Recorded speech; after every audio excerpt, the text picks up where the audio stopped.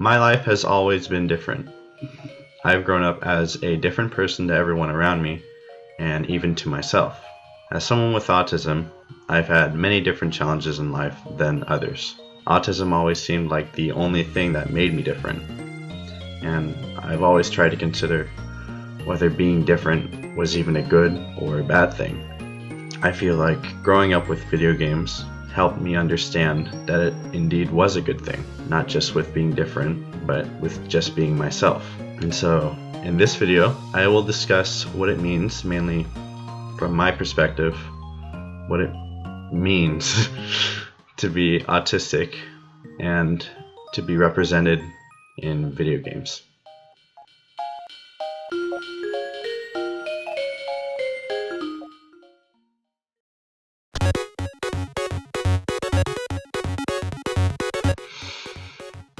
I'm going to try and make this sound as non-boring as possible, but I cannot really guarantee anything. In 1911, in early 1910s, 1911, way before video games even became a thing, autism was discovered by a famous guy named Eugen Bleuler, who was also known for discovering other mental disorders such as schizophrenia. Autism is known not to be one single condition, but rather a whole spectrum of conditions, including but not limited to Asperger's syndrome, pervasive developmental disorder, and the rarest and most extreme of all, childhood disintegrative disorder. While it is a spectrum, there are indeed common characteristics and tropes of autism, including but not limited to unusual sensitivity to things like sights or sounds, increased necessity for order and organization, and the most commonly known characteristic, impaired social or communicative abilities.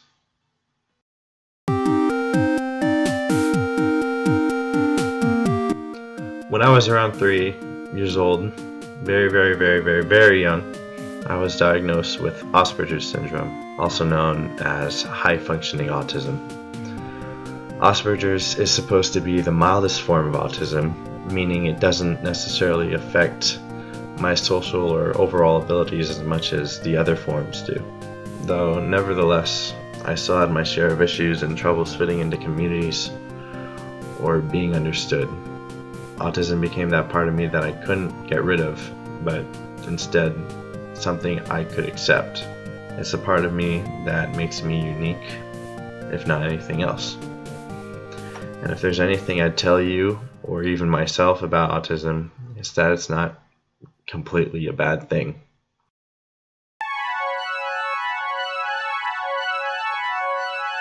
While working on this video, I've only really been able to find at least 10 instances of characters with autism or are revealed to have autism, and I will be going over 6 of those in this video. Now, the earliest example of an autistic video game character I could find is Cassandra Murata from Rage of the Dragons. According to the game's story, Cassandra is a pacifist who withdraws herself from society to avoid upsetting or making her brother Ani jealous. She was discovered to have high-functioning autism and was helped with controlling her energy in order to harness it better so that she could become a prominent fighter alongside her brother. Dr. Bridget Tenenbaum from BioShock, a fundamental character to BioShock's plot, who was also diagnosed with high-functioning autism. She did not let the diagnosis define her, and she later on became known as a scientific expert, genius, prodigy. How can a child know such a thing? I tell him sometimes, I just know. David Archer from Mass Effect 2 and 3. The square root of 906.01 equals 30.1. A character who was born an autistic savant with strong and unusual abilities such as rapid calculation and eidetic memory. I'll talk more about how I feel about these sort of enhanced ability characters later. Now, I would like to point out that David is actually one of the only male autistic characters that I could find. The rest of the characters I found are pretty much female. Now, this probably means a lot in many regards, but personally I think it's kind of cool how in some aspect there's more female characters than male characters for a change. River Wiles from To the Moon. one of the main characters of the game, who falls in love with and marries Johnny, another main character. She is revealed to have high-functioning autism, and in some parts of the game, she is shown to have symptoms of that autism, but overall, she appears as a normal, admirable character. Along with the majority of female characters with autism, I realized that most of the characters I've found also mainly have Asperger's, and rarely any other form of autism. Perhaps it's easier or more preferable to write characters who have a certain aspect of social ability. If I had to come up with an example of a badly represented autistic character, it would be Amy from Amy. She's verbally challenged. She can't speak, but she's really looking forward to Christmas. Don't they all at that age? Amy is a young girl who seems to deal with a more severe, non-high functioning type of autism and is protected by a woman named Lana as they go through a disease-ridden, monster-filled town.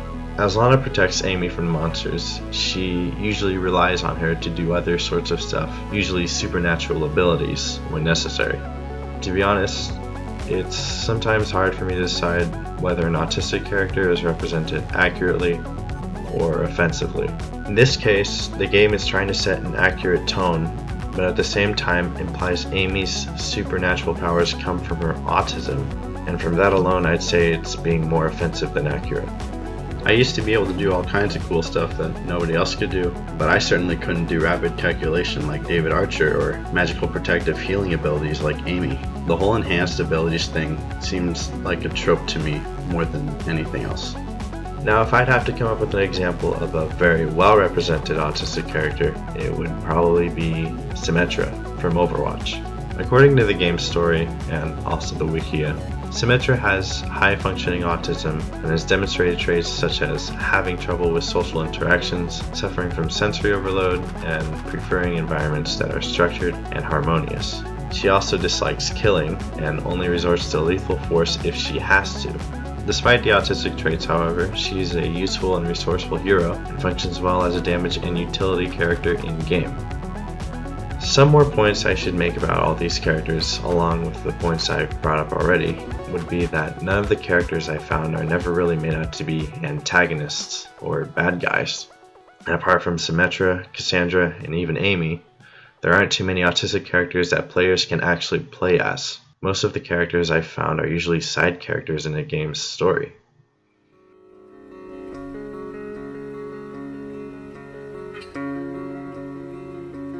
I feel like it not only applies to me, but to other people, and not just with autism, that we all want to play as people that we can be proud of playing as, people that can help us be proud of ourselves. And for people with autism, no matter what we're capable or incapable of, we want to do both things that we can do with and without autism. We want to do as much as we can, which I suppose is why Symmetra is a very good example of an autistic character.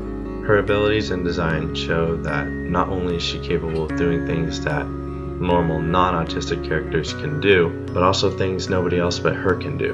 Her autism doesn't define her or diminish her. Instead, it's something that contributes to her character, something that she can be proud of. The existence of characters like Symmetra can prove to autistic people that they too can be heroes, geniuses, strong, relevant, even happy, while being themselves. And left you far behind.